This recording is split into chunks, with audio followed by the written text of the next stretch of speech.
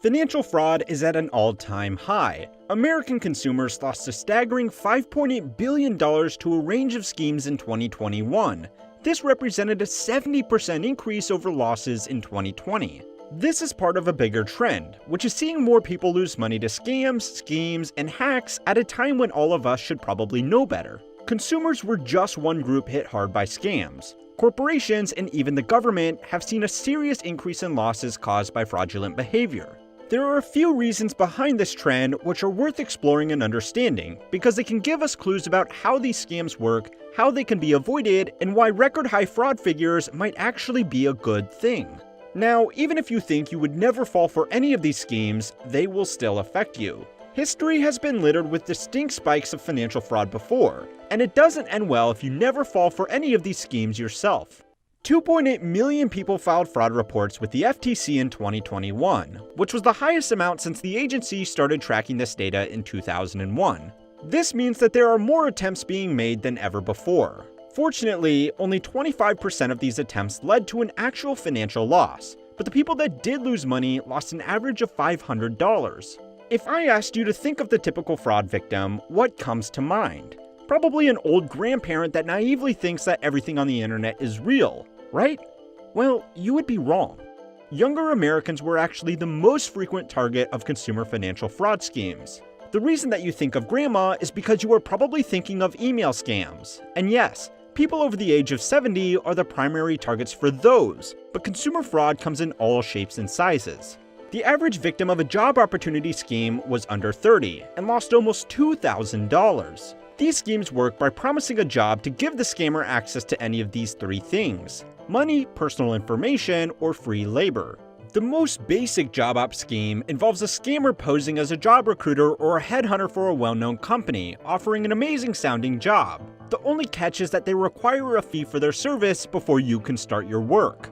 Real recruiters will never ask for money, and headhunters are paid by the hiring company. It sounds straightforward, but if you are a young worker struggling to find a job and then go through multiple rounds of fake interviews only to be offered with what sounds like an amazing position, you too might be tempted to take the risk and give up a few $100 to pay a hiring fee.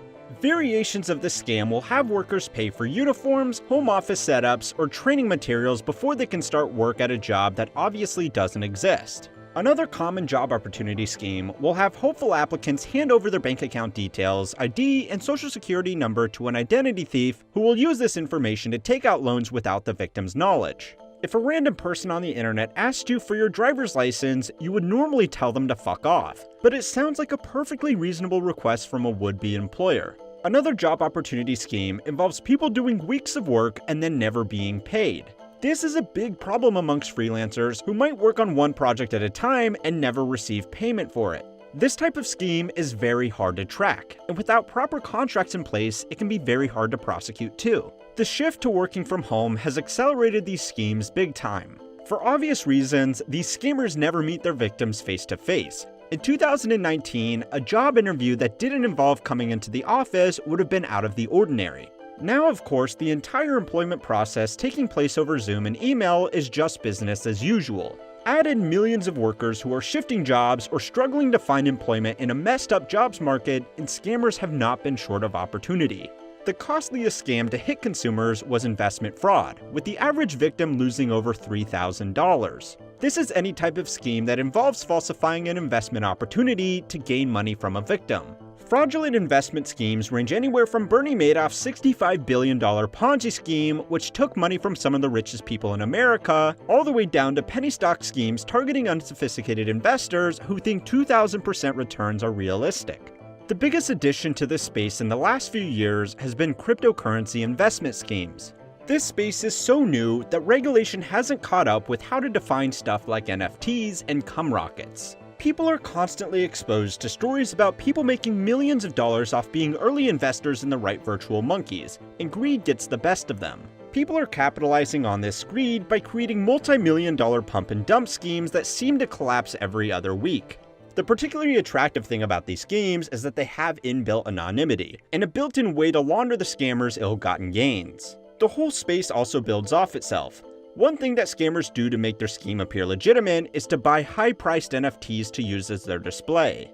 Now, I personally don't understand why someone would think, oh, this guy spent $500,000 on a picture of a monkey, he must be legit. But people do.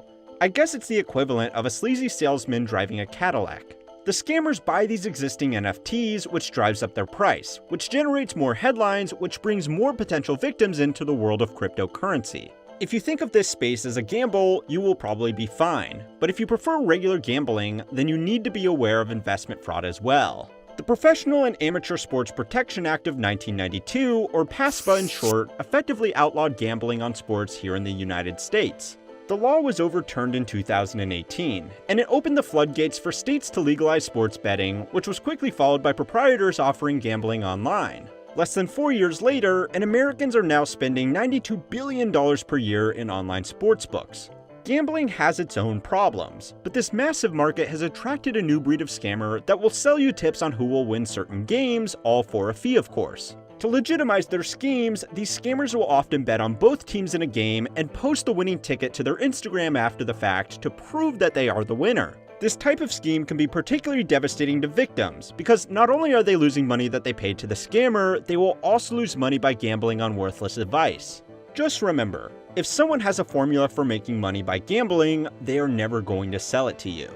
Consumer fraud is just one area of fraud that is on the rise, and it has grown hand in hand with commercial fraud. This is the type of fraud impacting business and governments. A type of commercial fraud that took off during the pandemic was the illegitimate receipts of government subsidies such as Paycheck Protection loans. The loose oversight of these loans has led analysts to conclude that as much as 15% or $76 billion worth of these loans were completely fraudulent and are unlikely to be repaid. Fraudulent companies are also becoming more popular. The big names like Theranos and Nikola have made headlines, but they are just the tip of the iceberg in the pre-IPO investment space. Private equity has also ballooned in size in the last decade.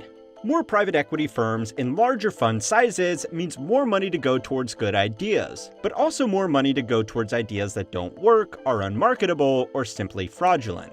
Even normal businesses, separated from investment hype, can fall victim to more run-of-the-mill scams. A classic scheme involves a scammer sending messages to company emails. The email will forward them a page that looks like a company platform that prompts them to enter their login credentials. The fake page will record these details and forward them to a scammer who can now monitor their email traffic. The scammer will then look for the people that are responsible for payroll and expenses.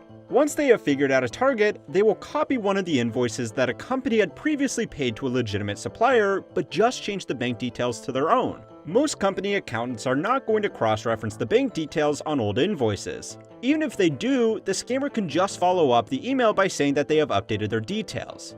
This doesn't just affect small companies with poor payment processes either. A Lithuanian man was recently charged for stealing over $100 million from Facebook and Google with a variation of this scheme.